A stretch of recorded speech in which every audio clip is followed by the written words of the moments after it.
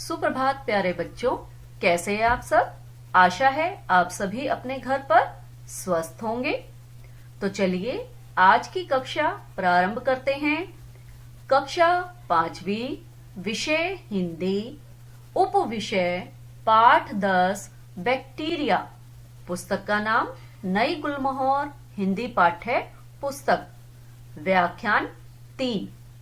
आज हम व्याख्यान 3 में इस पाठ की दोहराई करेंगे, अर्थात इस पाठ को सार रूप में समझेंगे, क्योंकि व्याख्यान 1 में हमने इस पाठ को पढ़ा, समझा तथा इस पाठ में आए हुए कठिन शब्दों के अर्थ को भी जाना। और व्याख्यान 2 में हमने इस पाठ के भाषा ज्ञान तथा अभ्यास कार्य का अध्ययन किया था। तो आज हम इस पाठ को सार रूप में समझते हैं। बच्चों, जो यह पाठ है ये विज्ञान विषय के बारे में एक रोचक संवाद के रूप में प्रस्तुत किया गया है, और यह संवाद हो रहा है साम्या और उसकी मम्मी के बीच में। और उनका जो विषय है वो है बैक्टीरिया। बैक्टीरिया के हानिकारक और लाभकारी पक्ष दोनों के बारे में यहाँ बताया गया है। साथ ही साथ बैक्टीरिया के बारे में लोगों को जो भ्रम है वो उसको भी दूर किया गया है। अर्थात इस पाठ में बैक्टीरिया के सकारात्मक और नकारात्मक पक्ष से परिचित कराया गया है। साथ ही साथ इसके हानिकारक पक्ष को जानकर इनसे संक्रमित होने से स्वयं को हम कैसे बचा सकते हैं, इसके बारे में भी बताया गया है। बच्चों, ये चित्र देख रहे हो, ये चित्र है साम्या का। साम्या को विद्यालय से बैक्टीरिया के विषय में गृह कार्य मिला है, और वह बैक्टीरिया की जानकारी के लिए अलग अलग साधन जुटाती है, और उन साधनों के माध्यम से वो बैक्टीरिया के नकारात्मक पक्ष यानी कि बुरे बैक्टीरिया के बारे में जानकर डर जाती है कि जो बैक्टीरिया है वो हमारे शरीर में आंख, कान, मुंह, त्वचा आदि के द्वारा प्रवेश करते हैं, और जब वो हमारे शरीर में प्रवेश कर जाते हैं तो उनकी संख्या कई गुना बढ़ जाती है। प्रत्येक बैक्टीरिया हमारे शरीर में जाकर 2 भागों में विभाजित हो जाता है, 2 से 4, 4 से 8, 8 से, और इस तरह उनकी जो संख्या है बढ़ती चली जाती है। बैक्टीरिया हमारे शरीर में क्या करते हैं, विषैले पदार्थ उत्पन्न कर देते हैं, जिससे हमारा शरीर रोगी हो जाता है, और हमें शरीर दर्द, श्वास नली में संक्रमण, शारीरिक कमजोरी, छाती में दर्द, सिर दर्द और खून संबंधी अनेक बीमारियां हो जाती हैं। और इसके साथ साथ यदि हम अशुद्ध जल पीते हैं तो अशुद्ध जल के पीने से हमें टाइफाइड, पीलिया, सिर दर्द, खांसी, पेट दर्द जैसी बीमारियां हो जाती हैं। इसलिए हमें हमेशा फिल्टर वाला उबला हुआ और शुद्ध पानी पीना चाहिए, ताकि हम इन बीमारियों से बच सकें। अब साम्या अपनी माँ के पास दौड़ी दौड़ी जाती है बैक्टीरिया के दूसरे पक्ष के बारे में जानने के लिए। यहाँ पर आप देख रहे हो उसकी मम्मी है और साम्या है। अब यहाँ पर साम्या की मम्मी उसे प्यार से समझाती हैं कि बेटा, बैक्टीरिया के लाभकारी पक्ष भी होता है। बैक्टीरिया की मदद से ही दूध को दही में बदला जाता है। बैक्टीरिया का कोई भी एक निश्चित आकार नहीं होता। ये कभी तो अंडे की तरह दिखाई देते हैं, कभी तिनके की तरह सिकुड़े और मुड़े हुए, तो कभी कभी एक गुच्छे के रूप में भी दिखाई देते हैं। बैक्टीरिया पृथ्वी पर जल और वायु हर जगह मौजूद होते हैं। ये बैक्टीरिया पर्यावरण को स्वच्छ रखने में हमारी सहायता करते हैं। जमीन पर पाए जाने वाले बैक्टीरिया पेड़ से गिरे हुए पत्तों को नष्ट करके हमारे इस पर्यावरण को स्वच्छ बनाते हैं और साथ ही साथ हमारी जो मिट्टी है उसकी जो उपजाऊ शक्ति है उसको भी बढ़ाते हैं। बैक्टीरिया के इतने लाभकारी पक्ष के बारे में जानकर साम्या अपनी मम्मी को धन्यवाद देती है और अपना अधूरा कार्य पूरे करने में लग जाती है। तो बच्चों, इस पाठ को पढ़कर हमने क्या सीखा? इस पाठ को पढ़कर हमने सीखा कि बैक्टीरिया पर्यावरण का रक्षक है। हमें भी पर्यावरण को साफ सुथरा रखने का संकल्प लेना चाहिए और साफ पानी पीना चाहिए तथा जो हमें बड़े हमारे शिक्षा देते हैं या हमें सीख देते हैं तो उन्हें अंत में धन्यवाद करना चाहिए। आशा है बच्चों, अब ये पाठ एक बार पुनः समझने के बाद आपको ये सारी चीजें समझ में आ गई होंगी कि बैक्टीरिया लाभकारी भी होते हैं और हानिकारक भी होते हैं। तो इसे हम कैसे बच सकते हैं ये भी आपको पता चल गया होगा। तो चलिए अब हम इस पाठ का अभ्यास कार्य करते हैं। इस पाठ का अभ्यास कार्य है, उसमें जो सबसे पहला प्रश्न है वो है निम्नलिखित प्रश्नों के उत्तर लिखिए। पहला प्रश्न है क सूक्ष्म बैक्टीरिया शरीर में कैसे प्रवेश करते हैं? अभी आपने पाठ में पढ़ा समझा। उत्तर है इसका सूक्ष्म बैक्टीरिया शरीर में नाक, आंख या मुंह के द्वारा प्रवेश करते हैं। सूक्ष्म का क्या अर्थ बताया है मैंने? बहुत छोटा, जो बिल्कुल छोटे छोटे होते हैं, जिसे हम अपनी सीधी आंखों से नहीं देख सकते। कैसे देख सकते हैं हम उसे? सूक्ष्मदर्शी यंत्र के माध्यम से हम उसे देख सकते हैं। तो ये हमारे शरीर में नाक, आंख या मुंह के द्वारा प्रवेश करते हैं। प्रश्न ख। प्रश्न ख है बैक्टीरिया मिट्टी को उपजाऊ बनाने में कैसे सहायता करते हैं? हमारी जो मिट्टी है उसको और ज्यादा उसमें फसल कैसे पैदा हो सकती है, उसमें हमारी कैसे सहायता करते हैं? उत्तर है बैक्टीरिया पेड़ों के गिरे पत्तों को नष्ट कर देते हैं। जो मिट्टी में बैक्टीरिया मौजूद होते हैं वो उन पेड़ों के गिरे हुए पत्तों को क्या कर देते हैं? नष्ट कर देते हैं। इस प्रकार नष्ट होने वाले ये पत्ते मिट्टी में मिलकर मिट्टी को उपजाऊ बनाते हैं। क्या बनाते हैं? मिट्टी को उपजाऊ बना देते हैं। अब है भाषा ज्ञान। भाषा ज्ञान में पहला प्रश्न है निम्नलिखित आगत शब्दों के हिंदी पर्याय लिखिए। जैसा आपको पहले भी बताया था, आगत शब्द, आपको आगत ध्वनियां भी बताई थी। अब है आगत शब्द जो हमारी भाषा में, हिंदी भाषा में दूसरी भाषाओं से आ जाते हैं, उन्हें आगत शब्द कहा जाता है।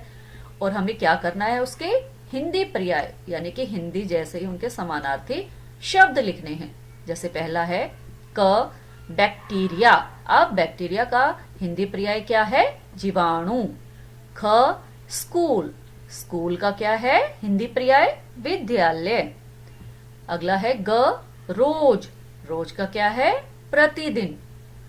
घ टाइफाइड। टाइफाइड का क्या है? मियादी बुखार। ड गायब, जिसका क्या है हिंदी पर्याय? लुप्त। लुप्त हो जाना, खत्म हो जाना, गायब हो जाना। ठीक है। और च कमजोरी। कमजोरी का क्या है? दुर्बलता। कमजोरी का क्या है? दुर्बलता। प्रश्न नंबर 2। बच्चों, प्रश्न नंबर 2 है वाक्य में विशेषण शब्दों पर गोला लगाइए। यहाँ पर नीचे कुछ वाक्य दिए गए हैं जिस पर हमें गोला लगाना है। तो विशेषण क्या होते हैं? विशेषण वे शब्द होते हैं जो संज्ञा या सर्वनाम से पहले लगकर उसकी विशेषता बताते हैं। जो शब्द संज्ञा या सर्वनाम से पहले लगकर उसकी विशेषता बताते हैं वे शब्द विशेषण कहलाते हैं।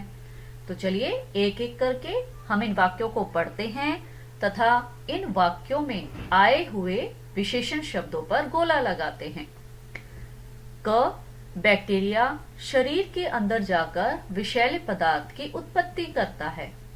अब यहाँ पर जो पदार्थ है उसकी विशेषता बताई गई है कि वो कैसे हैं, विषैले हैं। तो यहाँ पर विषैले शब्द पर हमने गोला लगाना है। ख, अशुद्ध जल में भी बैक्टीरिया रहता है। अब यहाँ पर जो जल है वो विशेष्य है और उसकी विशेषता बताई जा रही है कि वो कैसा है, अशुद्ध है।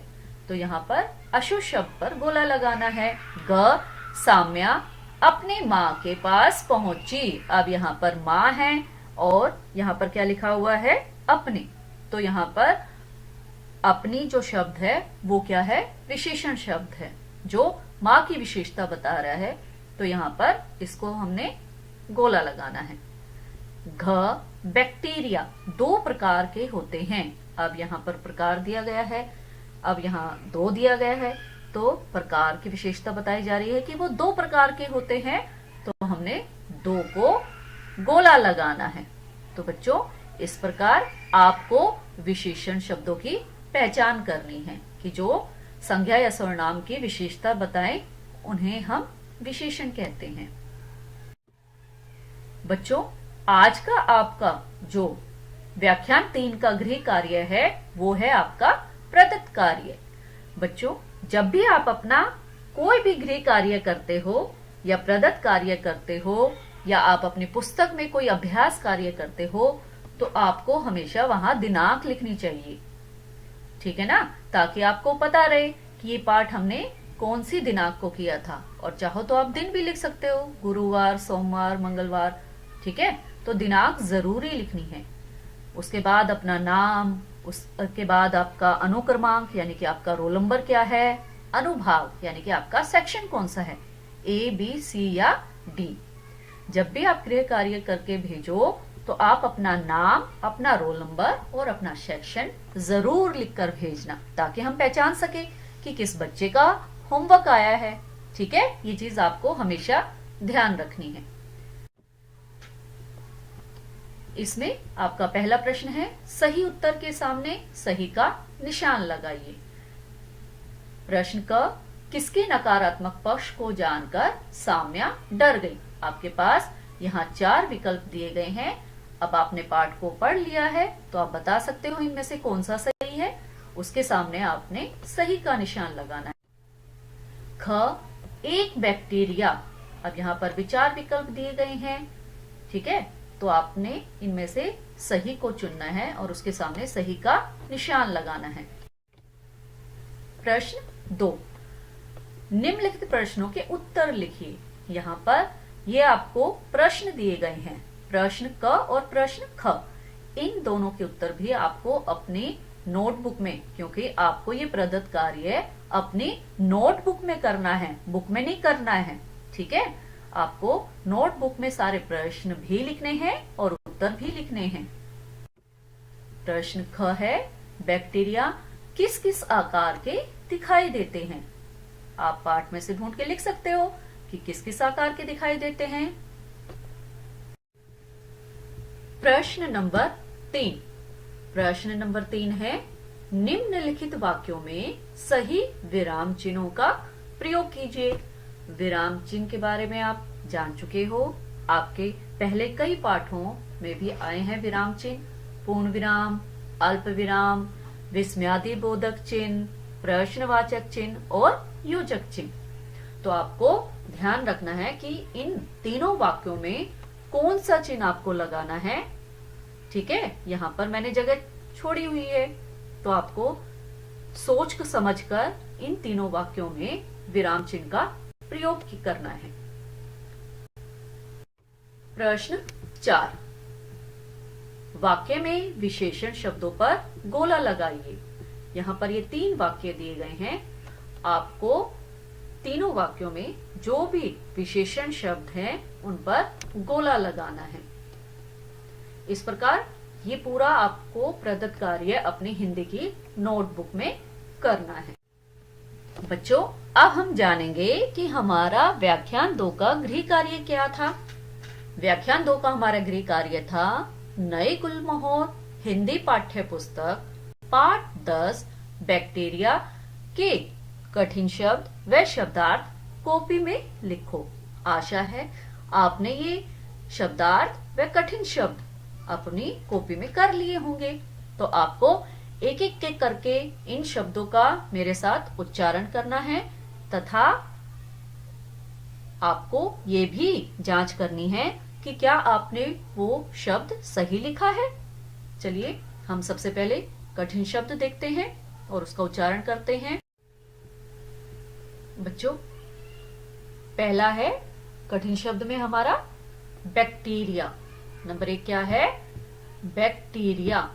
नंबर 2 विषैला। क्या अर्थ बताया था इसका? जहरीला। नंबर 3 संक्रमण। इसका क्या अर्थ है? रोग।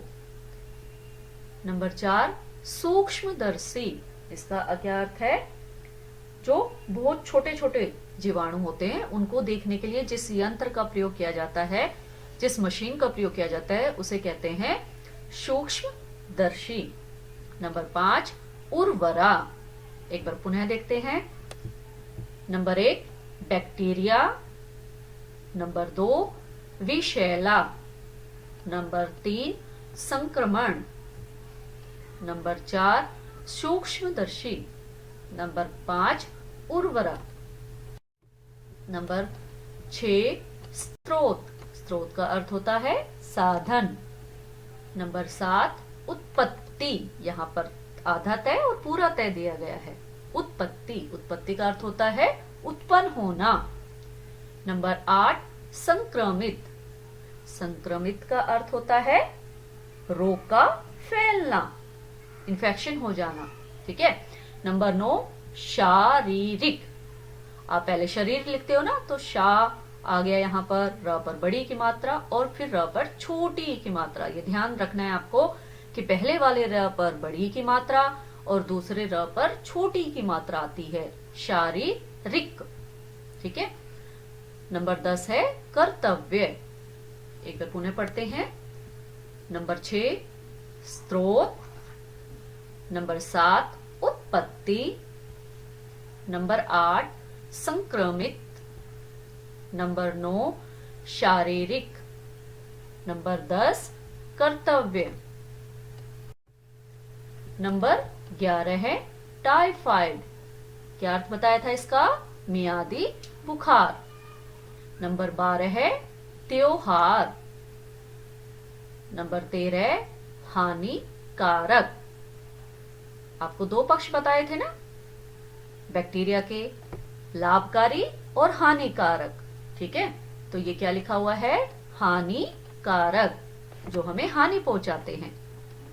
नंबर 14 है जीवाणु। बैक्टीरिया का हिंदी पर्यायवाची बताया था ना, ये भी जीवाणु। नंबर 15 है गुच्छेदार। एक बार पुनः देखते हैं। नंबर 11 है टाइफाइड। नंबर 12 है त्योहार। नंबर 13 हानिकारक। नंबर 14 है जीवाणु। नंबर 15 है गुच्छेदार। तो बच्चों, एक एक बार आपको और रफ नोटबुक में इन कठिन शब्दों को लिखकर इनका अभ्यास जरूर करना है। चलिए अब हम एक एक करके इन शब्दों के अर्थ भी जानेंगे जो इस पाठ में आए हैं। नंबर 1 है बैक्टीरिया। इसका अर्थ क्या है? जीवाणु। नंबर 2 सूक्ष्म, जिसका अर्थ क्या है? बहुत छोटा। नंबर 3 विभाजित।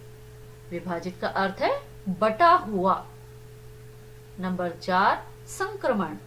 इसका अर्थ है रोग का फैलना। एक बार पुनः देखते हैं। Number 1 bacteria. इसका अर्थ है जीवाणु। नंबर 2 सूक्ष्म। इसका अर्थ है बहुत छोटा। नंबर 3 विभाजित, जिसका अर्थ है बटा हुआ। नंबर 4 संक्रमण। इसका अर्थ है रोग का फैलना। नंबर 5 है उमंग। इसका अर्थ है उल्लास या मौज। नंबर 6 नष्ट। इसका अर्थ है बर्बाद या नाश। नंबर 7 विस्मयकारी, आश्चर्य उत्पन्न करने वाला। है ना? आपने भी आश्चर्य उत्पन्न करने वाले इस बैक्टीरिया के बारे में भी पढ़ा कि ये हानिकारक भी होते हैं और लाभकारी भी होते हैं। नंबर 8 स्रोत, जिसका अर्थ है साधन। नंबर 9 त्वचा, त्वचा का अर्थ होता है चर्म, चमड़ा या जिसे हम स्किन भी कहते हैं। नंबर 10 विषैला, विषैला का अर्थ है जहरीला। एक बार फिर से पढ़ते हैं इनको। नंबर 5 उमंग का अर्थ होता है उल्लास, मौज। नंबर 6 नष्ट, इसका अर्थ है बर्बाद या नाश। नंबर 7 विस्मयकारी, इसका अर्थ है आश्चर्य उत्पन्न करने वाला। नंबर 8 स्रोत, इसका अर्थ है साधन। नंबर 9 त्वचा, इसका अर्थ है चर्म, चमड़ा। नंबर 10 विषैला, विषैला का अर्थ है जहरीला। नंबर 11 है विकार, विकार का अर्थ होता है रोग यानी कि बीमारी। नंबर 12 है यंत्र, इसका अर्थ होता है मशीन। नंबर 13 पर्यावरण, इसका अर्थ है वातावरण। नंबर 14 अवगत यानी कि जाना हुआ। एक बार फिर से पढ़ते हैं। नंबर 11 है विकार, इसका अर्थ है रोग। नंबर 12 है यंत्र, इसका अर्थ है मशीन। नंबर 13 पर्यावरण, इसका अर्थ है वातावरण। नंबर 14 अवगत, इसका अर्थ है जाना हुआ। बच्चों, अब आपको शब्द अर्थ भी अच्छे से याद हो गए होंगे, तो एक बार पुनः आपको अपनी पुस्तक से ये सारे शब्दों के अर्थ याद करने हैं। अगली कक्षा में हम फिर मिलेंगे। तब तक के लिए धन्यवाद बच्चों।